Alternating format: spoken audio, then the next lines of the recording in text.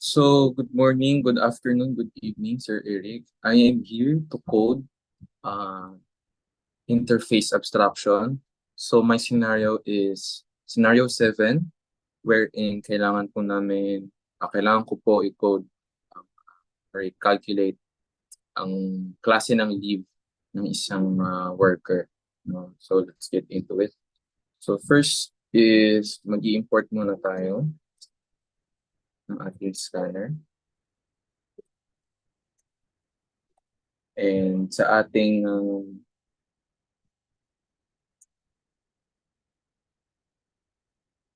main method, maglalagay din tayo ulit ng scanner method.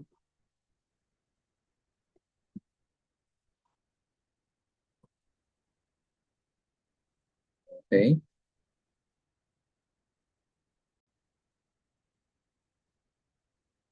Okay, so for our first interface, pangalanan po natin yung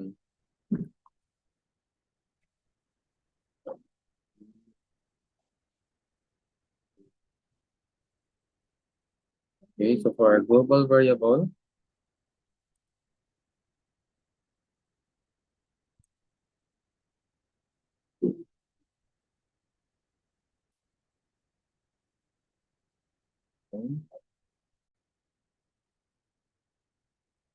okay, so for our first abstract class, we'll be naming it employee. So instead of using private, we're going to be using protected.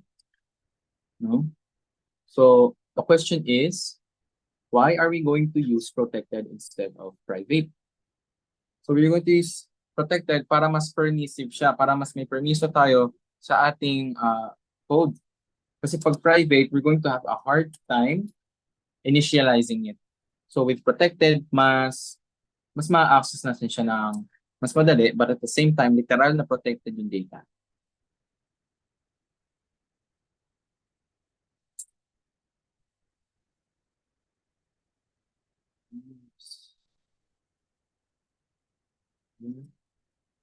So ang next naman na gagawin natin is we're going to be using a public abstract void.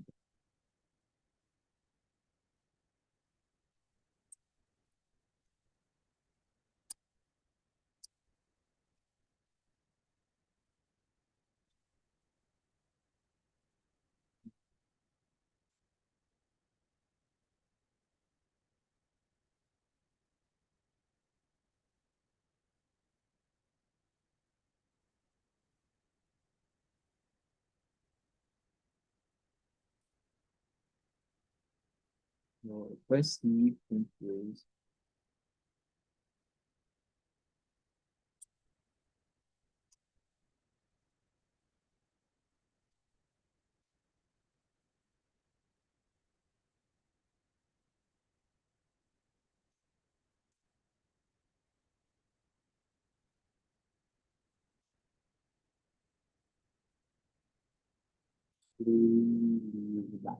So, ayan.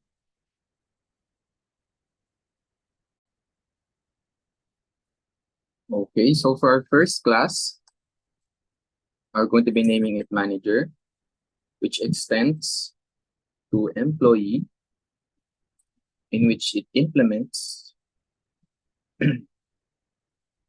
our leave calculator.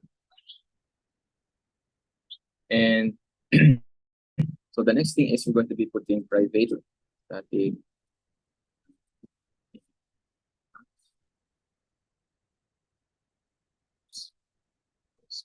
.30. Okay, so there's going to be a few errors, but they will be put into a solution later on. So as you can see, for a manager, we have a max leave of 30 days. Later on, I will explain it further.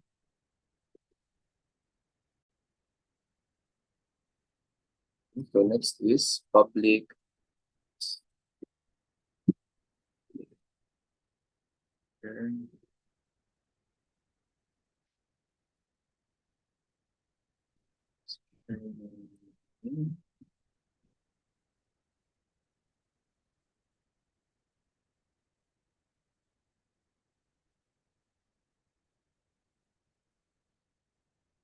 Start.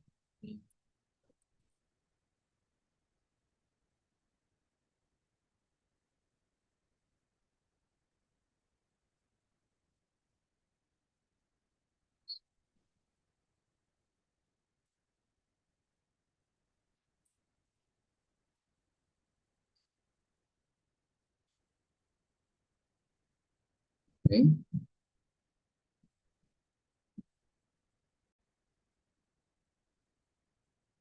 Okay, so for our public void, we're going to be putting a request leave.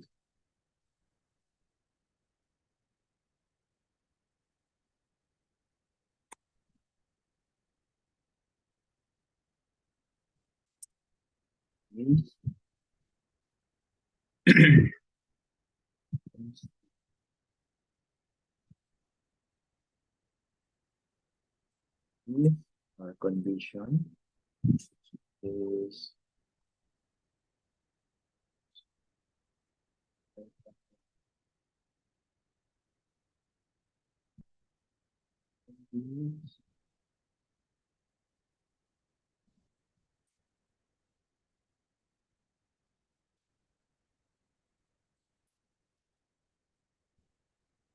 okay. So the reason why we have a minus over there, a minus symbol, because when we take a closer look at the output later on, if you, let's say, required a 2-day leave for a manager, so a max leave for a manager is 30 days.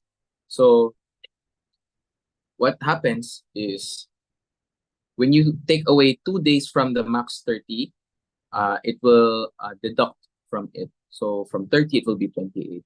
So that's the reason why there is a minus over there.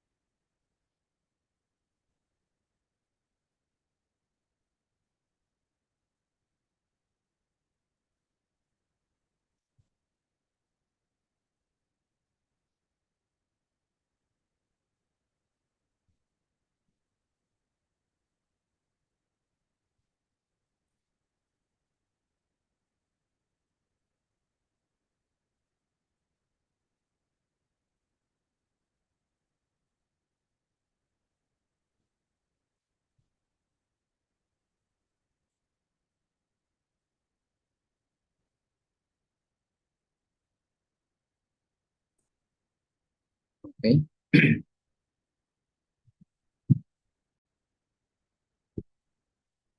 So for our next progress,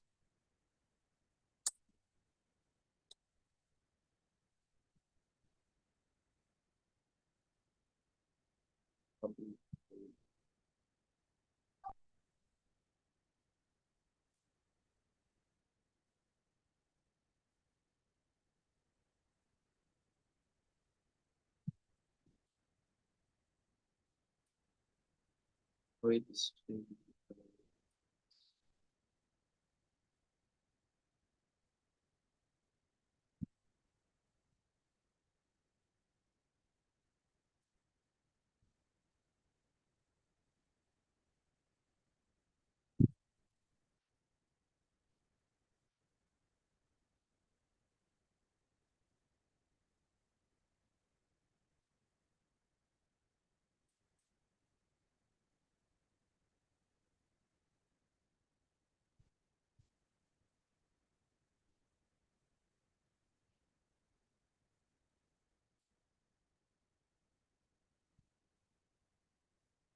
okay, so dito makikita yung remaining balance at display leave balance. Later on, i-call out din na.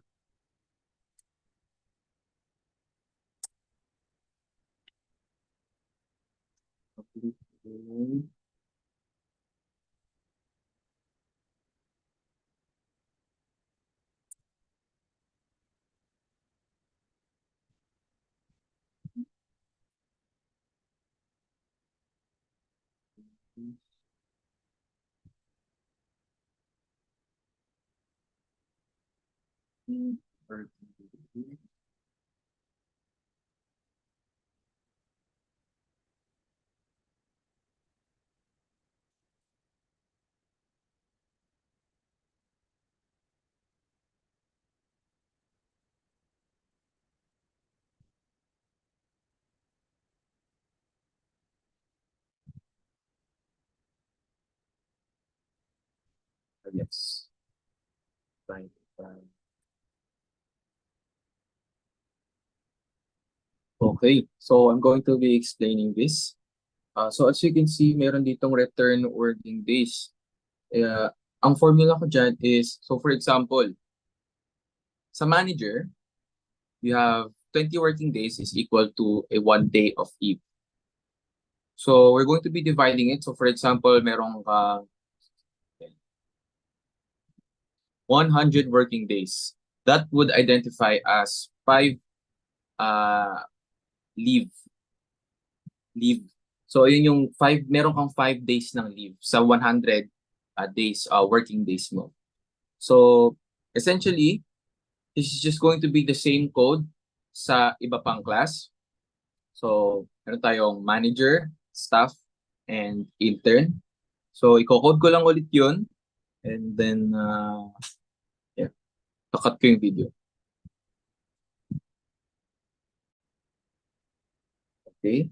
So I'm not going to be talking much na since na-explain ko naman na. Dito sa ating public void, we use if else.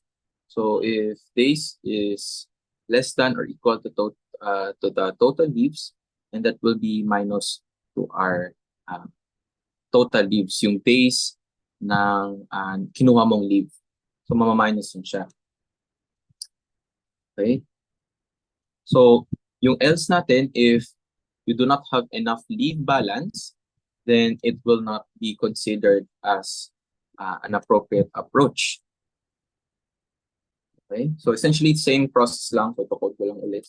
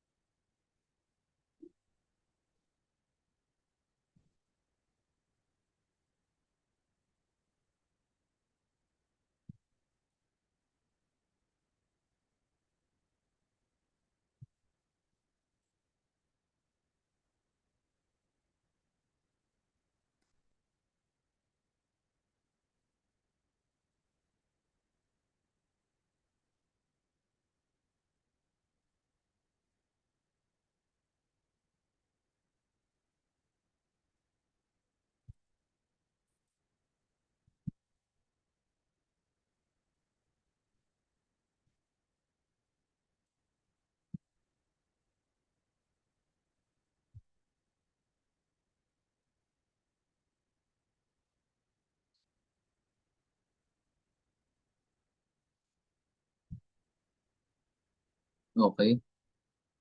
So, sa staff naman, instead na 20 days, 20 working days would be equal to one day leave. Sa staff naman, it would require a 25 working days for a one-day leave.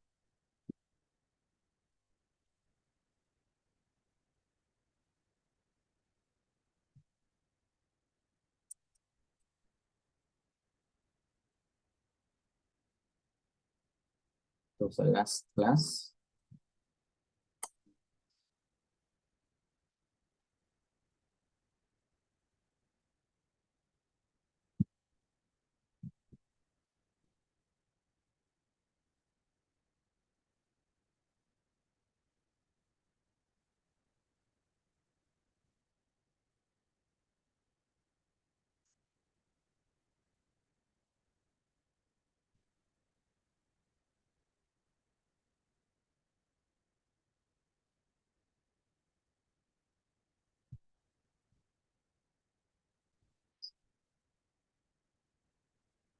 mm,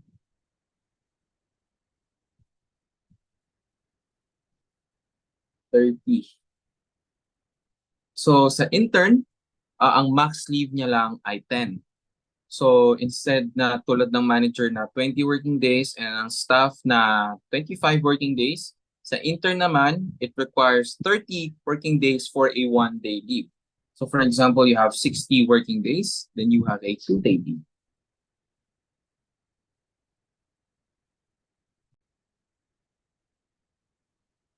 Okay, so ang next naman na gagawin natin is dito natin, ito na yung getter. Another getter of either, we're going to choose if either we are a manager, a staff, or an intern.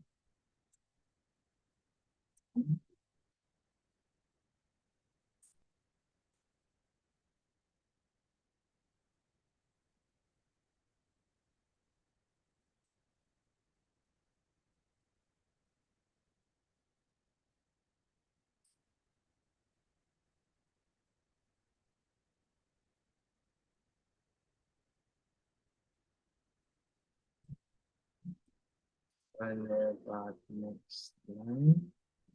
Then ang next naman is yung i-enter natin ang employee name.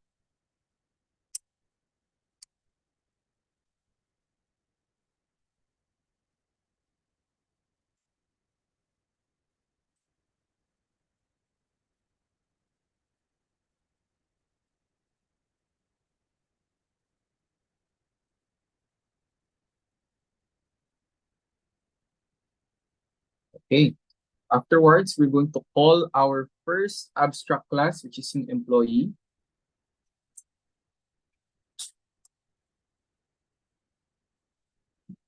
Yan.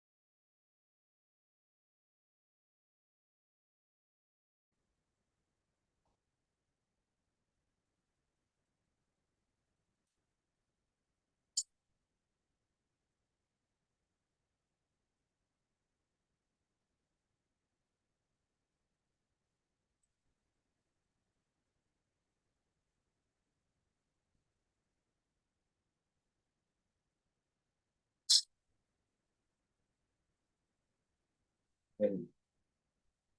So yung itong invalid employee type, magpapakita to sa output if wala sa options yung in-input natin.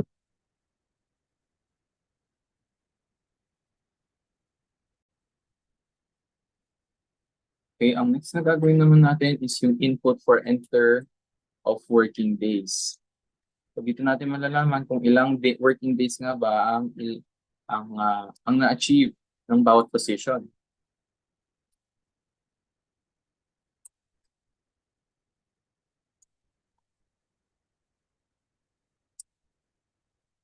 So next is our simple formula.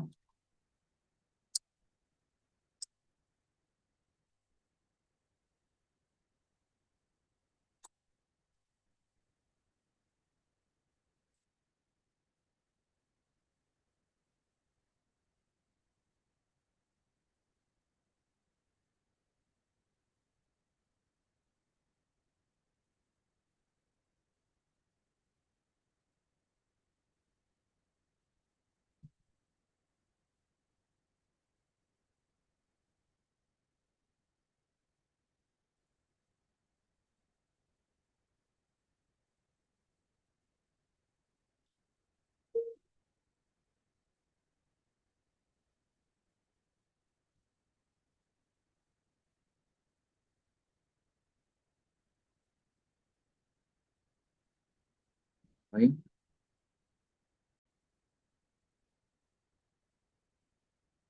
Okay, so ang next na gagawin natin is enter number of days to walk plus.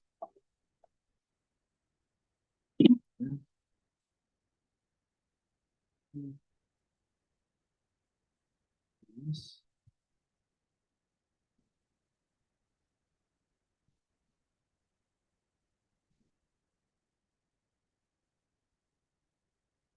Okay. Flow.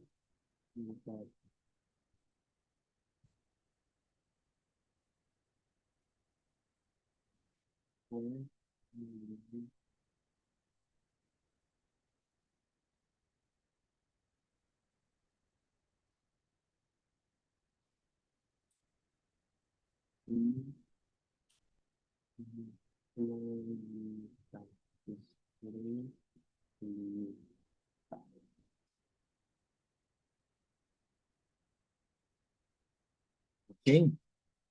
Now we are all done sa ating code. Now let's try to run it.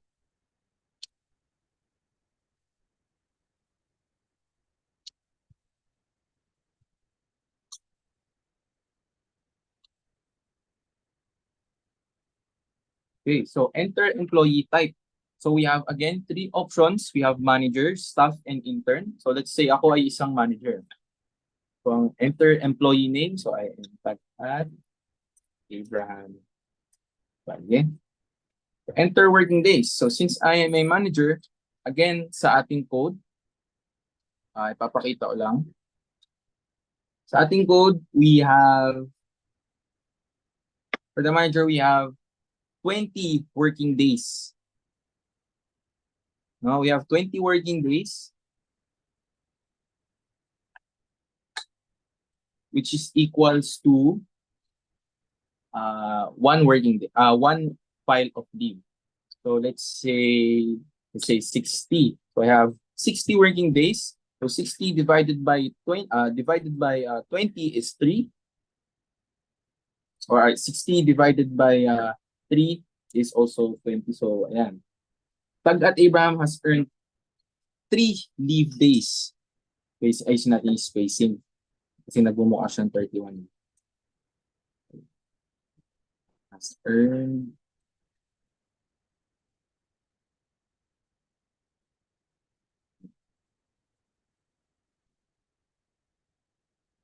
okay, so manager.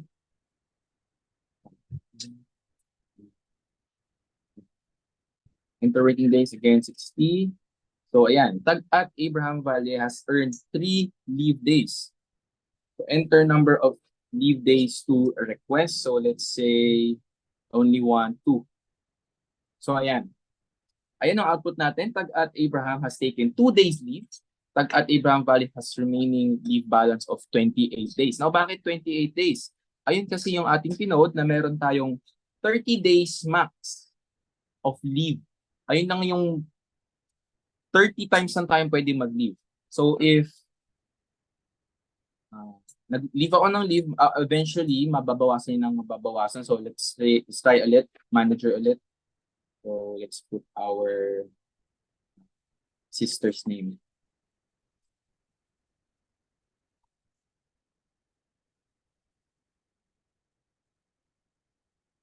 Okay, so enter working days again. Okay, so let's say 2, 4, 6, 8, 80. So that is equals to 4 leave days. So enter of number of days to request. Leave days to request. So let's say 4. Now as you can see, 26 days na lang ang nakalagay sa ating output. Why? Again, as I said, 30 leave days lang max, ang maximum ng isang manager. Okay, so let's try staff naman ako, kunyari, staff. So sa staff, we have 25 working days, which is equal to 1 leave, 1 file of leave.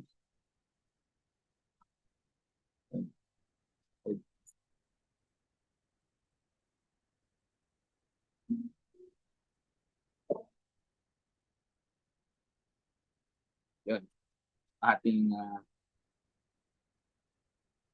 lowercase, naging uppercase. So again, let's try staff. Employee name.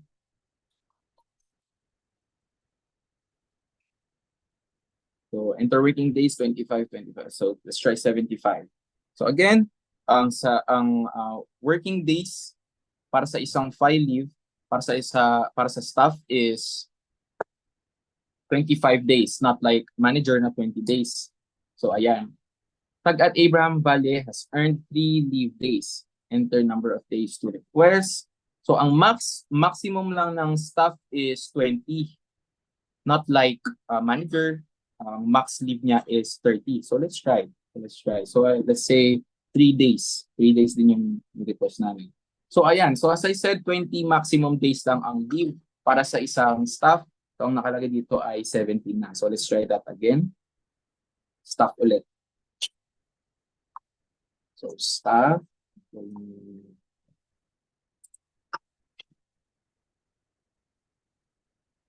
Enter working days. Let's try again. Let's try 100. So ayan. Tag at Andrea Rena Valle has earned 4 leave days. So let's try 4. As you can see, 16 na lang. Okay? So ayan ang maximum na leave days ng isang staff. So how about intern tayo? Intern.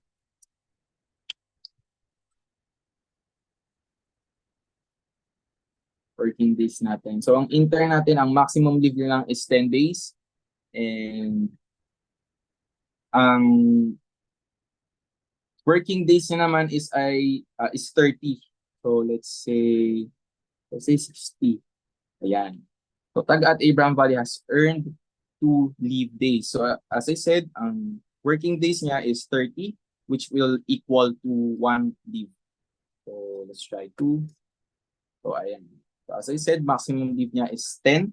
So nakita natin dito sa output natin, 8 days na lang. Yan. Thank you so much po, sir. I hope my code is pasado po sa standards ninyo. Yun lamang po. God bless, sir. Bye-bye po.